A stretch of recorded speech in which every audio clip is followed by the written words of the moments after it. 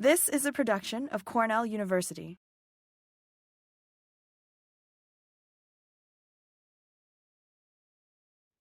Thank you very much. So plant diseases like tar spot can be devastating for corn. And developing inoculation methods can facilitate understanding this pathosystem. But to develop these inoculation methods, we need to understand the pathogen, the host, and environmental conditions that are required for the disease to happen. And while developing these inoculation methods for tar spot, these were our main challenges. However, through the work in the past 2.5 years, we have developed 2 inoculation methods, one for control environments and one for field environments. And today, that's what I'll tell you about. And I will also mention some of the future work that is being facilitated by having these 2 inoculation methods. So tar spot is a foliar disease of corn, and it is caused by the fungus Phyllochromidis, an obligate biotroph organism. So this fungus infects the foliage of corn, it infects the leaves, the stalk, and the husks of corn. And when we observe the signs of this disease, they look like these black spots. And in fact, these black spots are just the tissue of a fungus that we know as stroma. And inside of this stroma, the fungus produces Perithecea and Pycnidia. And Perithecea produces ascospores and Pycnidia produce Conidia. Now, when the fungus has infected the plant, this is how we will find the disease in the field. And we usually find these tar spots as black spots. And because they resemble tar, we call them tar spots. They usually appear small. They don't have a specific shape, but they grow with the leaf venation. And they usually have some whiskers that elongate with the leaf venation as well. We usually find them just as black spots, but we also find them with these necrotic lesions surrounding the spots. And when they have these necrotic lesions around, we call them fisheye lesions. But tar spot is not as specific to the United States. Tar spot was first reported back in 1904 in Mexico. A fungus of a genus Phyllochroma was found infecting corn, so the fungus was named Phyllochromidis, or the Phyllochroma species that infects corn. And after being found in Mexico, the disease was later reported, or the fungus was also reported in countries in Central America and also countries in South America. So for more than 100 years, the disease stayed in Central America and South America. But something happened in 2015. The disease was found for the first time in the United States. It was found in the states of Indiana and Illinois, in corn-producing regions in these states. And this represented a big concern for corn producers and also for all those that are working with corn and are interested in corn production. This was found in 2015, and the first report was published in 2016. Now, after being found in these 2 states, the disease started being reported in other states across the nation, and is now present in 19 states across the US, and it's present across multiple counties in all the states. It is also present here in the state of New York. It hasn't been reported from Ithaca yet, but it is found around counties of this region. Now, this alone represents a lot of significant importance for all corn production in the US. And alone in 2022, tar spot was the most significant disease of corn compared to other diseases that usually infect corn, resulting in millions of bushels lost due to this disease alone. So it's been a long time, and a lot of damage has been caused by this disease. And research needed for management and to study the disease has been hindered by the needs of the existence of inoculation methods to understand the pathosystem. So my objective when I joined the University of Minnesota was to develop these inoculation methods to understand the pathosystem. And I know you may be wondering, what is the fuss about developing these inoculation methods? Why is it so difficult? Or why are you even trying to do this? Well, the thing is that the disease have existed it's been known to infect corn for more than 100 years, right? And throughout all this time, people have been trying to develop these inoculation methods. And the thing is, I mentioned this earlier, the fungus is an oligobiotrough. It cannot grow in media. So to collect inoculant of a fungus, the fungus needs to grow and develop and reproduce in living corn plants. So for us to collect inoculant, we needed living corn plants or find a way to store the inoculant to maintain it viable for long-term storage. So these were big challenges for us. We need to learn how to do this and how to make the fungus grow in plants and to save the fungus for long-term storage so we could have viable inoculant. There are a few reports of inoculation methods for tar spot from 1973, but the results of these methods have not been replicable, or we haven't been able to replicate these findings. So one of my goals for my PhD work was to develop these inoculation methods with enough information so people could replicate these and utilize them to study the disease. So if we take a look at the disease cycle of tar spot, and this was important for me. I wanted to lay out the ground and understand the disease cycle to be able to develop inoculation methods. So if we look at the disease cycle of tar spot, we learned that the inoculant of the fungus could arise from tar spot containing infected leaves that were left behind in the field from the previous growing season. And now in the new growing season, the inoculant of the spores of this fungus will land on the phyllosphere of corn, and they will colonize and infect corn when the environment meets these requirements. More than 7 hours of leaf wetness, relative humidity above 75%, and temperature between 16 to 23 Celsius. When all this has happened, the signs of disease will show up on the foliage of corn as signs of a fungus or the stroma of a fungus after a period of time. Now, Hock et al. Mentions that the incubation period or the time for an infection to appearance of the tar spots, the minimum time is 15 days. Well, this was a great compilation of information by Hock all the way back to 1995. This still lacks some fundamental information for us to be able to develop these inoculation methods.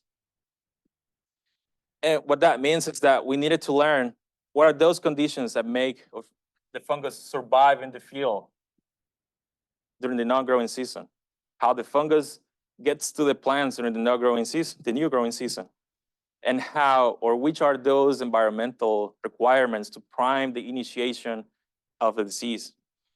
So in order to develop inoculation methods, we determined that initiation of a disease will be our biggest challenge.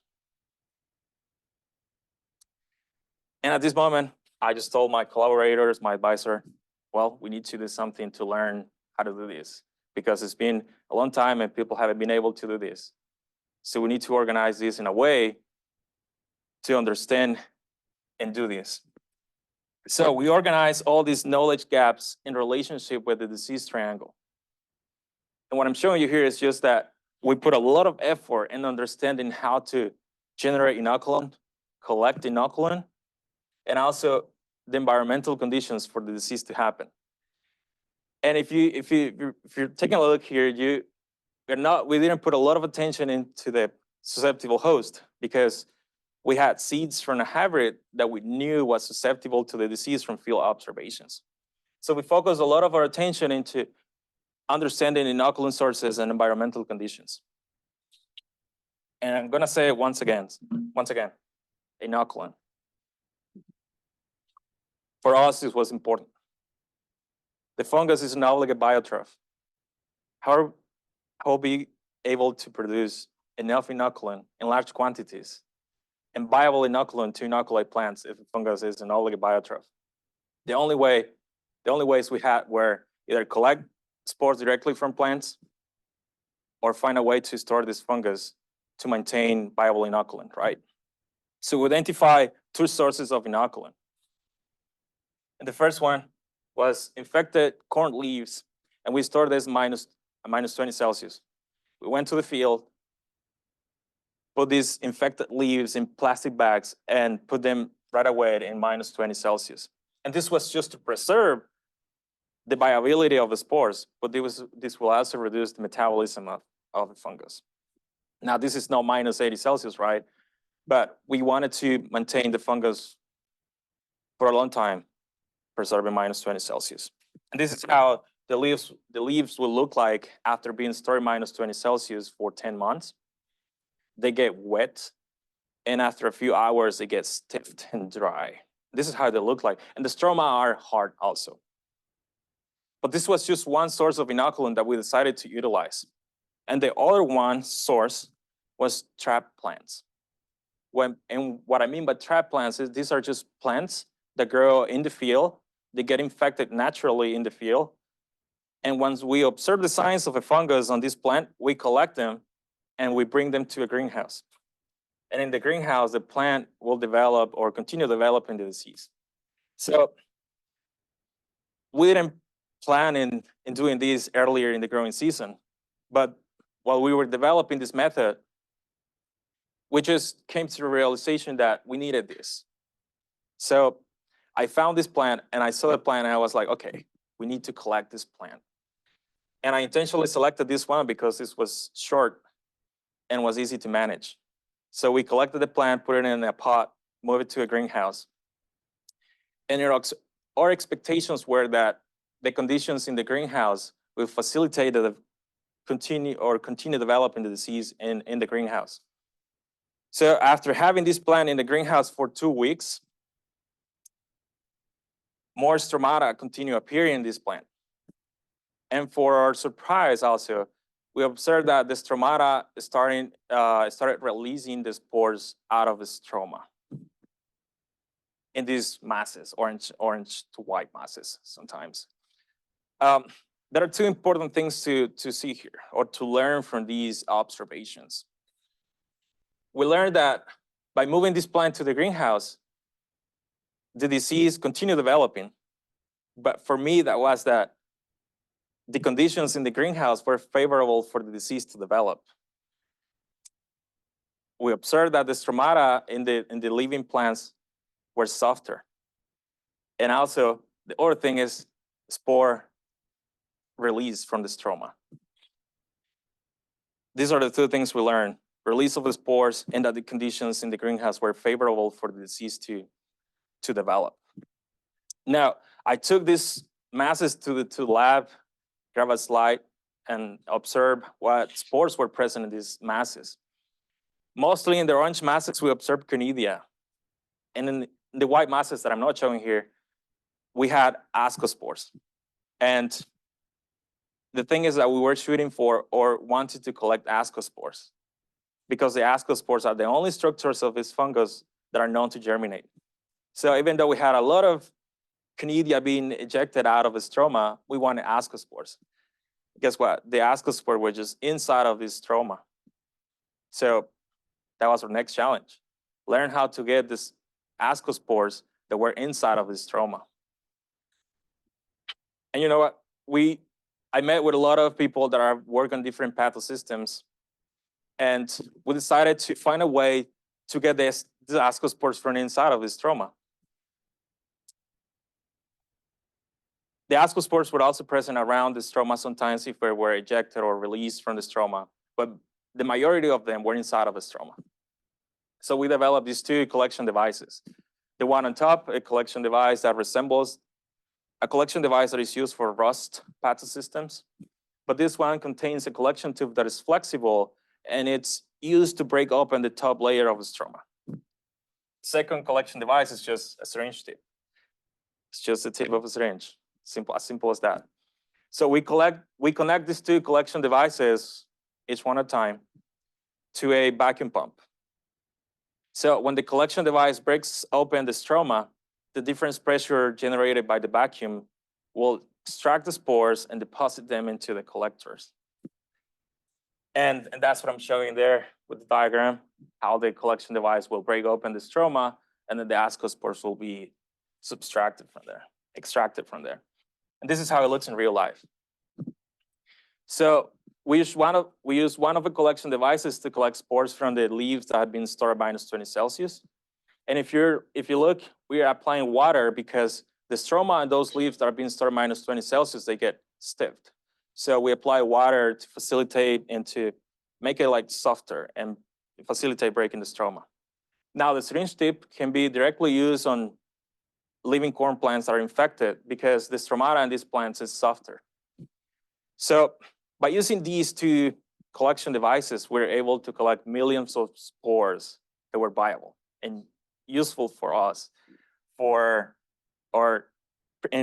process of developing these inoculation methods.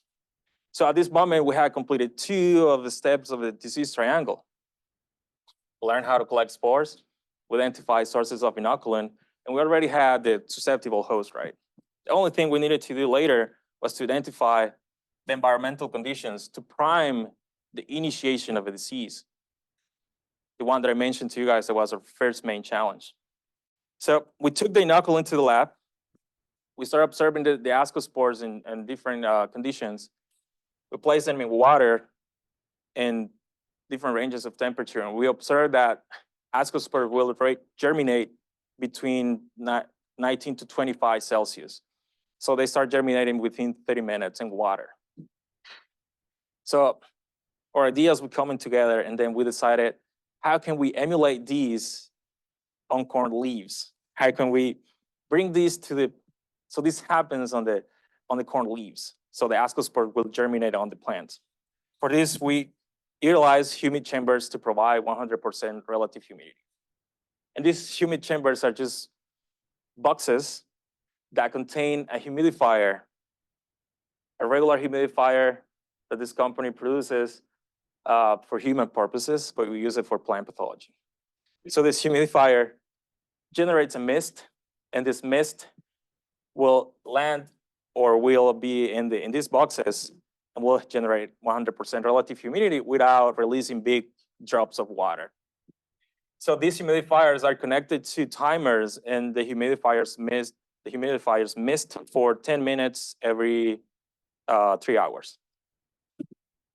So putting it all together, we collected the inoculant, diluted the inoculant into 10 to the 4th ascospores per microliter, and we diluted the spores in twin 20. Twin 20 is just to break the surface tension of the water. And then we applied that inoculant suspension onto the leaves of corn plants. We inoculated vegetative state 2 plants, which are basically just smaller plants, 2 collars on the plants. We applied the inoculant to the plants using a paintbrush. You know, I wasn't taking any chances at this time. I was just, we're gonna use the paintbrush. We're gonna try to remove any barriers on the corn leaves. We're gonna facilitate dispersing all these ascospores on the surface of these leaves. Every inoculated plant was moved directly to the humid chambers for 20 hours. And you may be wondering, why 20 hours? We just wanted to provide these ascospores enough time to germinate and to colonize corn. And we decided at the time that 20 hours was enough for us for these phenomenon or event to happen.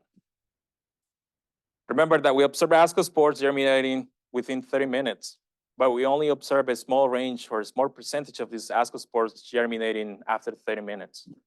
So providing these ascospores 20 hours in darkness will facilitate the germination of all of them. It's probably less than that, but we provided 20 hours to facilitate colonization. Later, we moved the plants to the greenhouse where we had the trap plant, because we knew that the conditions in that greenhouse were okay for the disease to develop. So the conditions were temperature between 19 to 25 Celsius and for a period of 8 to 12 hours or 12 hours of daylight. The light intensity was 97 to 536 micromoles per millimeter square per second, which means it's not too sunny, but it's mildly dark, which resembles a cloudy day. And relative humidity between 19 to 62%. So after completing all these, we have provided the whole different segments of the disease triangle. We determined how to collect spores, identifying sources of inoculant. We identified the susceptible host. We observed the germination of the ascospores.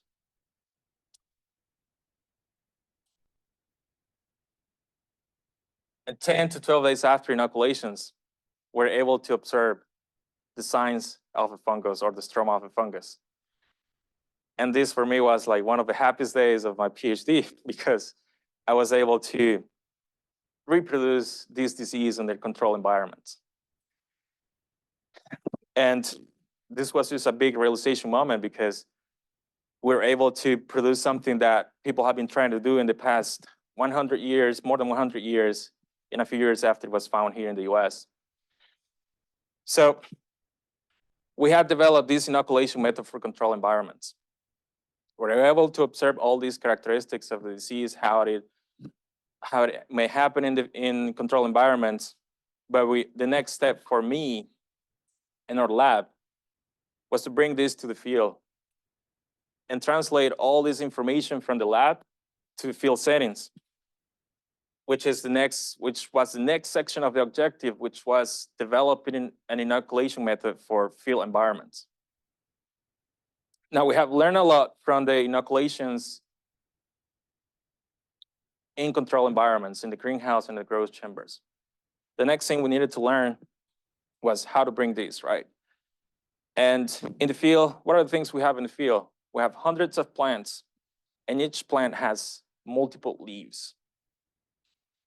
But we learned that collecting spores from stromata was possible if we break open the stroma and then collected the ascospores. So we translated these for field inoculations. And we, instead of collecting spores using a collection device, we blended the leaves. And just for the record, for these field inoculations, we used the leaves that were stored -20 Celsius as an inoculant source. So we took the leaves from -20 Celsius that were stored for 10 months. We left them in the greenhouse at 25 Celsius for 24 hours. After 24 hours, the leaves will get stiffed. So they will be easy to blend dry. And we were doing dry blending because we wanted to get to those black spots or tar spots and break them into small pieces. So by doing this dry blending, I was able to get these tar spots into small pieces. And I took these again to the microscope and observed them under the microscope on top of a slide. And I observed that the ascospores were still inside of this broken stroma.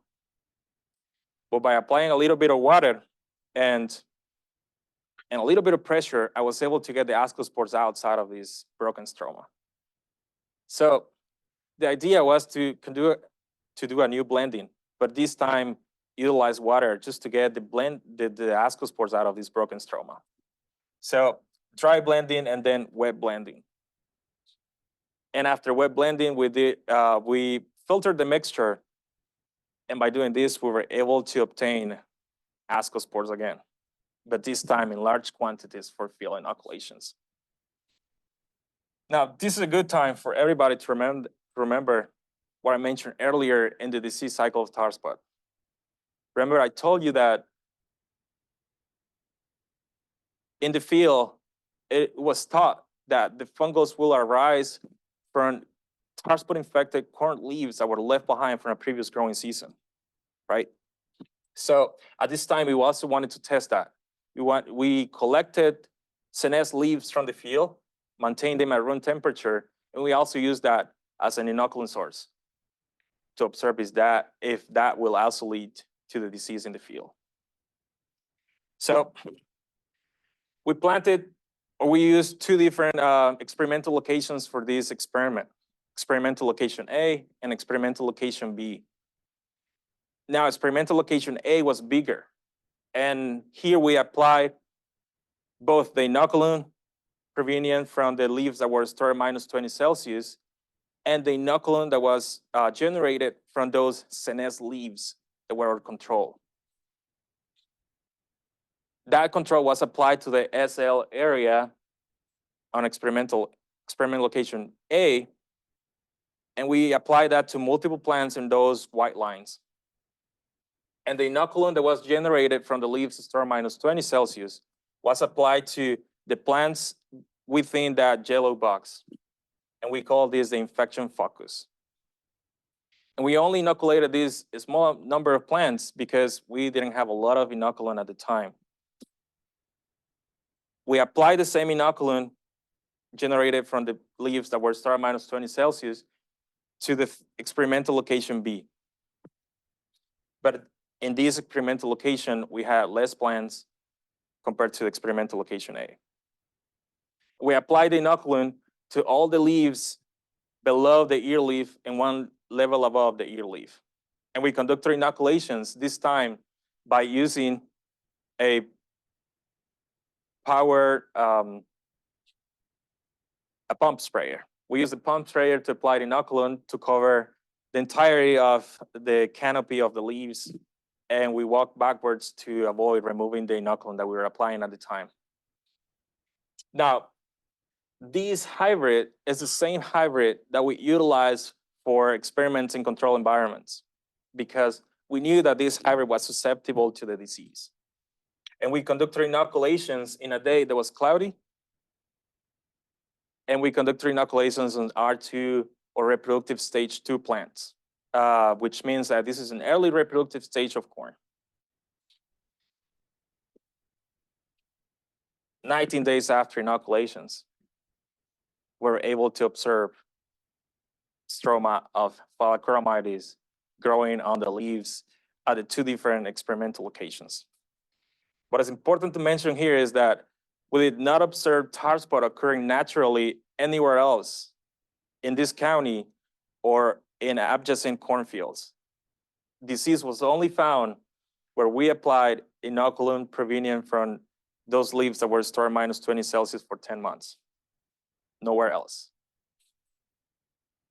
And this was another great finding too for us, because we have started observing this stroma. We took it to the lab, conducted testings, and identified the fungus morphology. And also as morphological tests, we determined that, yeah, it was the fungus Phyllochromidis. Now, after observing that, yes, we're able to induce the disease in control and in the field, we wanted to continue observing how the disease would develop in the field.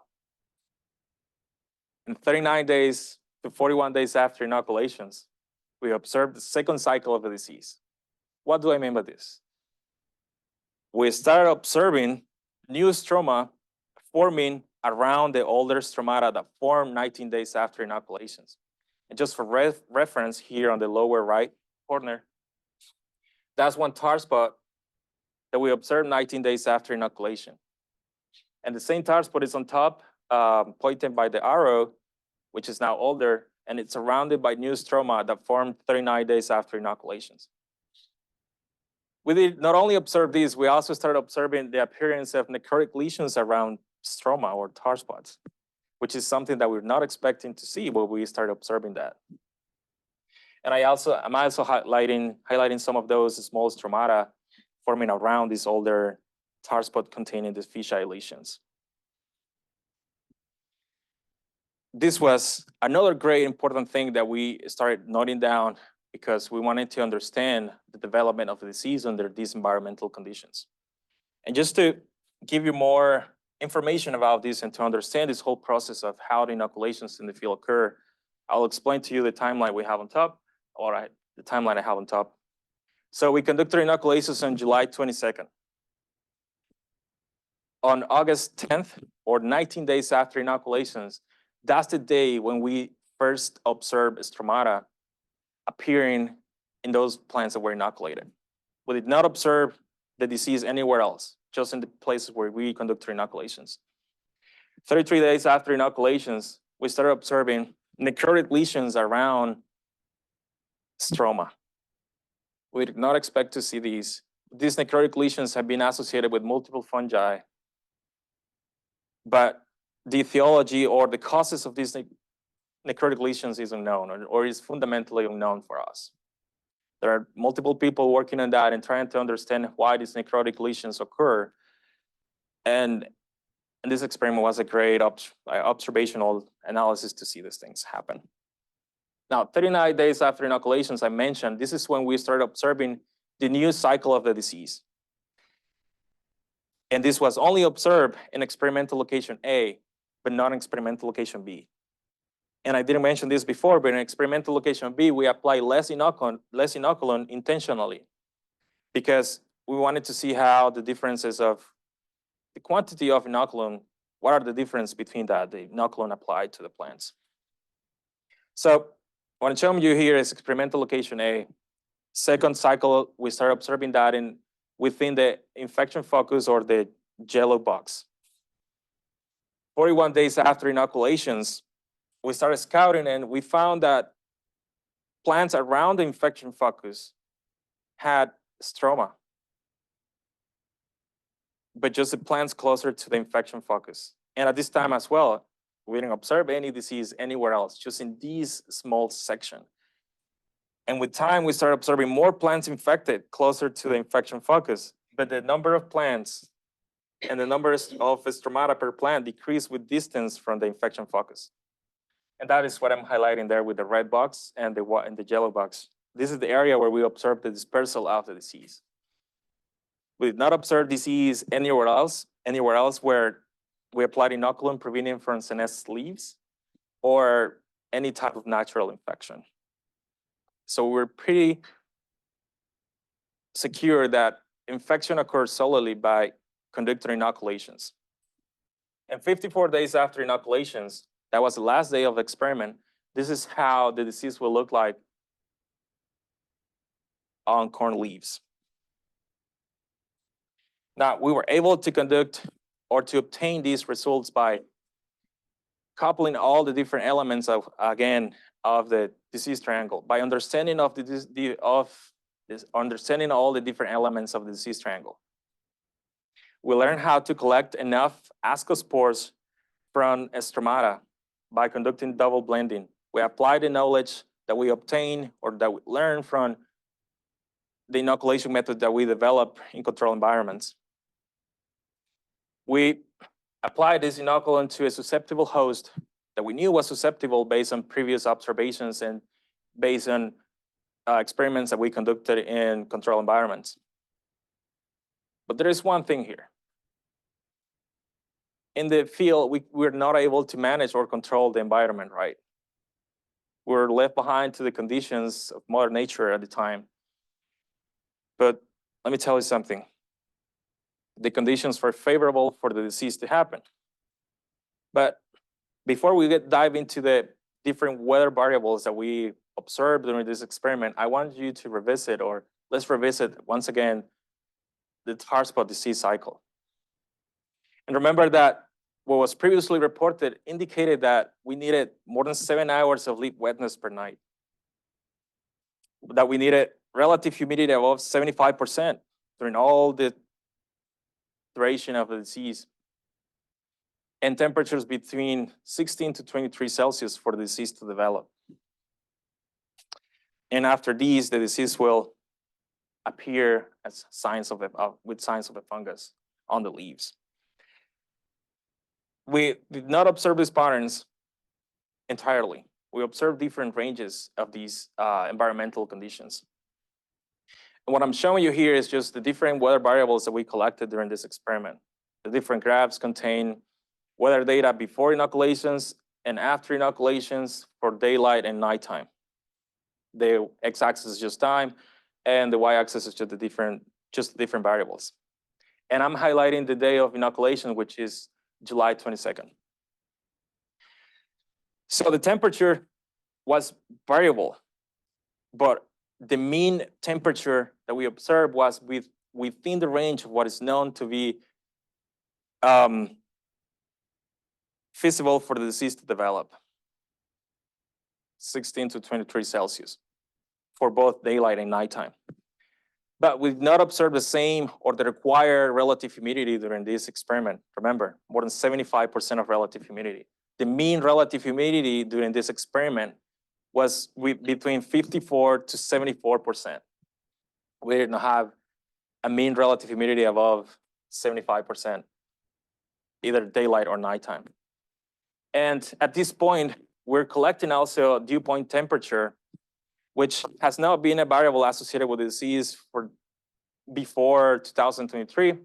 And Webster et al. Published a paper in 2023 mentioning different dew point temperatures that are required for the disease to develop. And again, our observations also match those conditions or those environmental conditions observed in previous experiments. But there is something important that I want to highlight here, and that is rain. Before inoculations on July 22nd, we observed only a few rain events. During the day of inoculations, we had a minor or short rain for 20 to 25 minutes after inoculations were conducted. And after inoculations, we only have a few minor rain events, but they were not constant.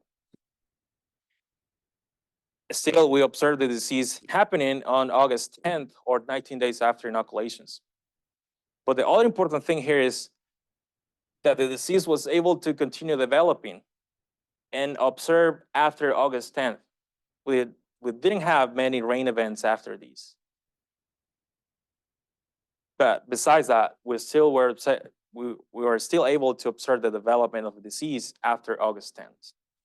So previous reports indicated that rain, constant rain, and a lot of relative humidity were required for the disease to develop. And from these observations and from these experiments, we learned that high relative humidity and a lot of rain are not necessarily required for the disease to develop.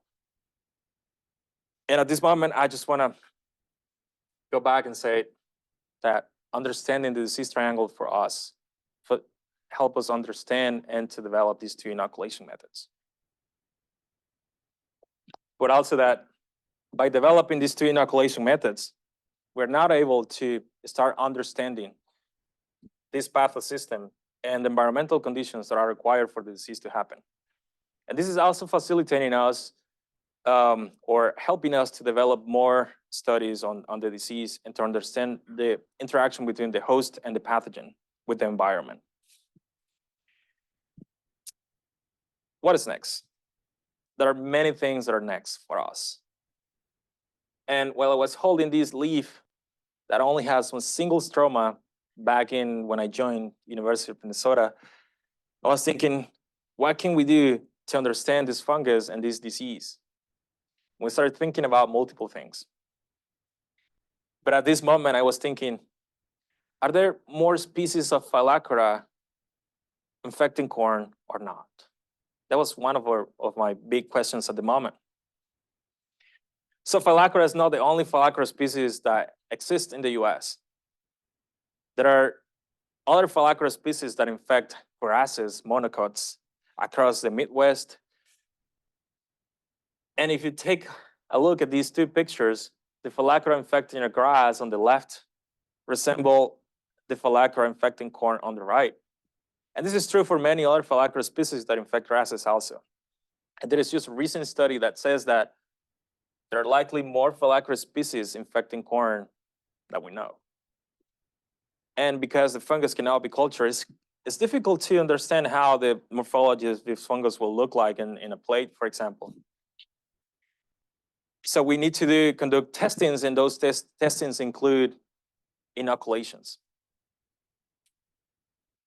Why inoculations?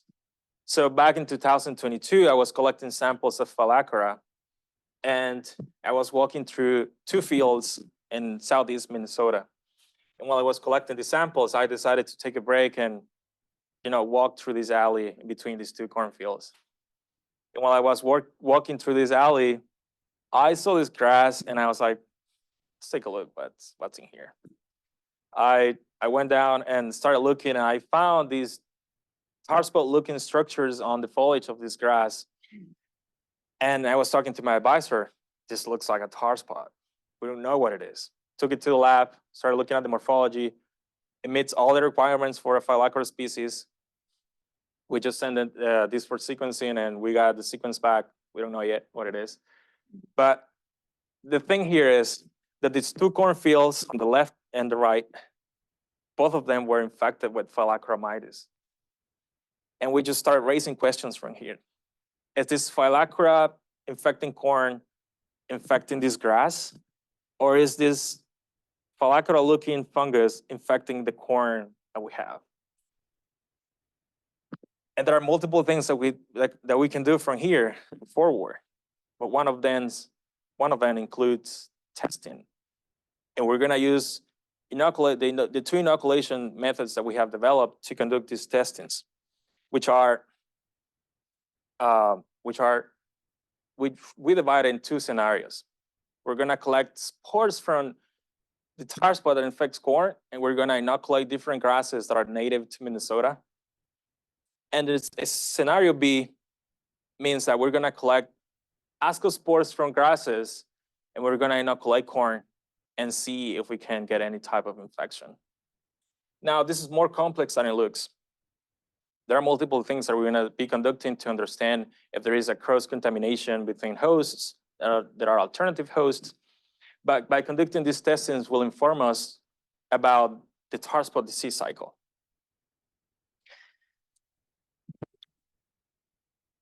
I wanna conclude with a few slides.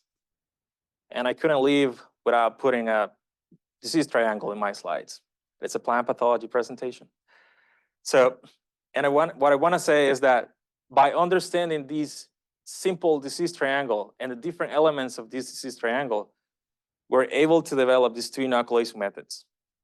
And there are multiple aspects associated with each single aspects of this triangle that we needed to learn during all these pathway to develop these methods. And by putting together all these different elements, we induce disease by conducting inoculations. So the outcomes of these study in the past 2 years is that we developed two inoculation methods, one for control environments and one for field environments. We also identified sources of inoculant, infected leaves that we store at -20 Celsius to maintain the fungus viable for 5 to 10 months. And also identify that trap plants can be a source or an easy to access source to inoculant.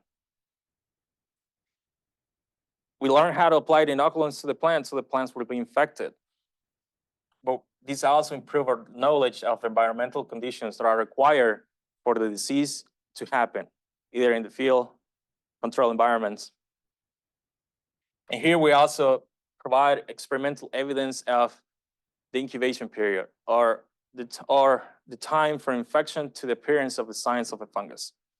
And with all this information, we're now understanding the disease cycle of tar spot, which is now telling us that the fungus could survive under subzero temperatures in the environment and maintain the fungus viable. And when temperatures that we now know are different than those that were previously reported, the disease can be initiated and the fungus can colonize the plants if the corn is susceptible.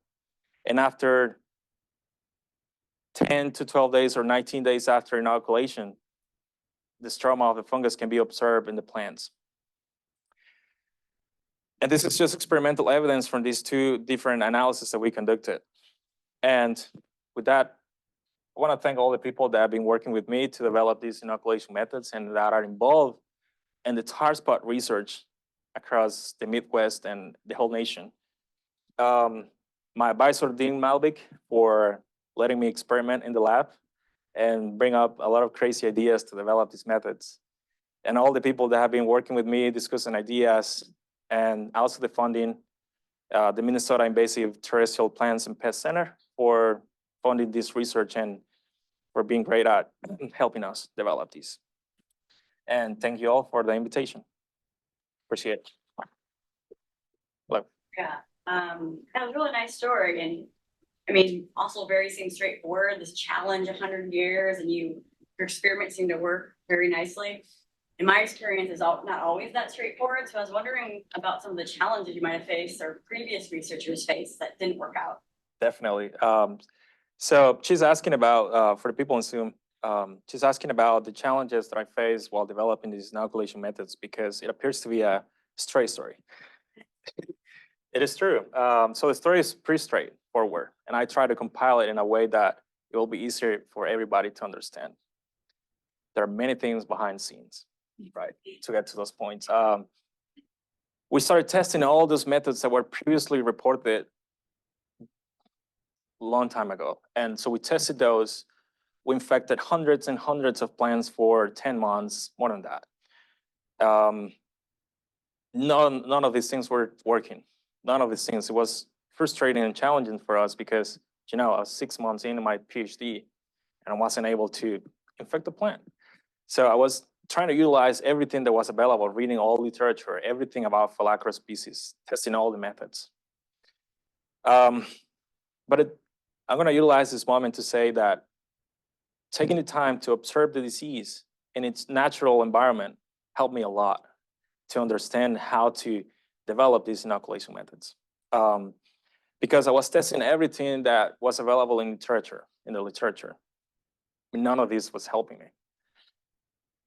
So I decided to go to the field and start looking at the disease from zero to development of the disease. And I started observing multiple things happening, and I started noting those things, jotting down all the things I was observing. And I also decided to talk to a lot of collaborators that have been working with the disease for a long time. And we started brainstorming ideas. Hey, look, this is what I'm observing about the inoculant. We're using this inoculant from Senes leaves. This is not helping me. I was in the field, found the trap plant or the plant in the field, was infected. I was like, what about if I bring this to the greenhouse and I can collect the spores directly from here? This is how naturally happens in the field. This plant is probably has inoculant, and this inoculant goes to a different plant. This will happen. That was the concept. So we decided to do that. The plants, we tested that multiple times, started observing that, how the disease will develop in the greenhouse. The other aspect was like collecting the leaves. That was not a straightforward, I'm just gonna go to the field and collect the leaves. No. Based on the fact that we were not able to collect viable spores from previous inoculant from other years that was at room temperature, I was like, well, we usually do like -80 for fungus to keep it alive for a long time. Why don't I do something like that for this fungus? We didn't have a -80 Celsius, but we had a big -20 room. And so I was like, this can work. Or I'm just gonna give it a try and see if we can maintain these spores viable. I put the leaves in there, and a few weeks later, we started testing. I started first observing germination in the lab. I was like, oh, this is great news for me. And after that, it was just testing and testings, multiple testings to get to the point to get infection, right? But it passed 11 months for me to test all these different things, to put together all observations, to narrow down the different things that we needed, and to talk to multiple people to get to the point of developing a method. And then we had to replicate the same thing again and replicate it again and again to know that, in fact, what we had was a replicable methodology. The paper is available online as in Plant Methods. You can read it. And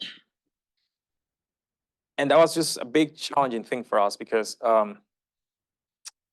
we just needed to provide a method with enough details so people can use it. And for that, it was amazing the time and work that we conducted just to get to a straightforward method. Yeah, it took a lot of simplification as well. And we tested all the simplification part or aspects of the method, and it worked. Now, the next challenge with this, if you want to know more about that, is just bringing that to the field, right? But we had the concepts, we had the ideas, we just needed to emulate that and bring that to the field and apply it. And that was the end of the story. Yeah. Thanks. Yeah. What? Me? Mm-hmm. I have a question. You mentioned earlier that fungus makes both asexual and sexual spores. Yes. And then in your experiments, you talked mostly about ascospores, but Yep. I wonder if you looked at, do they have different roles in the life cycle, or what are your thoughts? Yes. So there's a question. You said Canada didn't germinate. Germinate. Okay. So let me expand on that. What's going on? Why? Okay. So the question is, why did I select ascospores over Canidia, and what is the relationship of these structures? So look, after testings, so we started collecting these inoculant from the leaves, from the living corn plants, and from the leaves that are being stored -20 Celsius. We started observing both ascospores and conidia and in vitro settings, right? We never observed ascospores germinate under these conditions. During our experiments, we also tested applying ascospores to plants and only conidia to plants. We only observed infection in those plants that were inoculated with ascospores, but we never observed disease in those plants infected with conidia alone. That was one thing. We tested multiple things for conidia. Nothing happened. Tested collecting masses of conidia only, apply those to plants, use the same methodology, nothing happened. Now the history behind conidia and ascospores goes back to understanding the reproductive capabilities of this organism. And if we go back to reading all the literature about Phyllacora species, these conidia have been named or called spermatia, which is male gametes. So some people think, or some scientists believe, that these conidia are involved in sexual reproduction of a fungus, and they are important for meiosis to happen. So basic, just the conidia or gametes need to fuse with a trichogene, and then that will give rise to plasmogamy, karyogamy, and then meiosis. But we haven't tested that, but that's a field that can be explored by any other scientists working on tar spot. It's beautiful aspects of the disease. The sad thing is that we haven't seen these conidia germinating. There is a lot of research that can be explored or can be conducted to test for that. And I want to say something else also about it, and that is we probably don't have the conditions, or in our experiments, we didn't have the conditions favorable for these conidia to germinate. Or there is something else that needs to happen for these structures to change from being a small structure to germinate or to fuse with ascospores. So yeah, that's a great aspects of these pathosystems that we don't understand. And the fungus seems to produce these structures in large numbers, like a lot. They need to have some specific function if they are produced in these large numbers. We don't know the ecological importance of those structures yet. Yep. Any other question? I'm not exactly sure if I missed this part. So once you have your trap plant in greenhouse with inoculum in them, do you need to maintain that trap plant, or can you just collect your ascospores and then, you know, resuspend in glycerol, put in -20, and then you can later just grab it out? Like, do you have to maintain always fresh trap plant to re-extract, or can you store your extraction? Okay, so the question is if I need to provide any maintenance to the trap plant in the greenhouse, and the short answer for that is yes. Yeah, we need to provide like care to the plant in the greenhouse so it keeps or stays alive for the period of time of its lifetime. It will go into senescence. After senescence, we just collect the leaves and save them. But that's it. Every growing season, we need to provide or to collect trap plants. A few months ago, I started doing inoculations in the greenhouse and generating our own trap plants or own living plants for easy to access, inoculant. So we started doing inoculations on big plants in the greenhouse, and now we use those as sources of inoculant. But yeah, maintenance is required for those plants, otherwise they die. Follow up. So if you get your previous extraction saved, can you later use that to inoculate? Like if you have a suspension of ascospores saved in glycerol or something, have you tried using that to inoculate? We haven't tried glycerol. I do have some spores saving glycerol that I plan to try this year. We saved them last year, but we haven't tried that.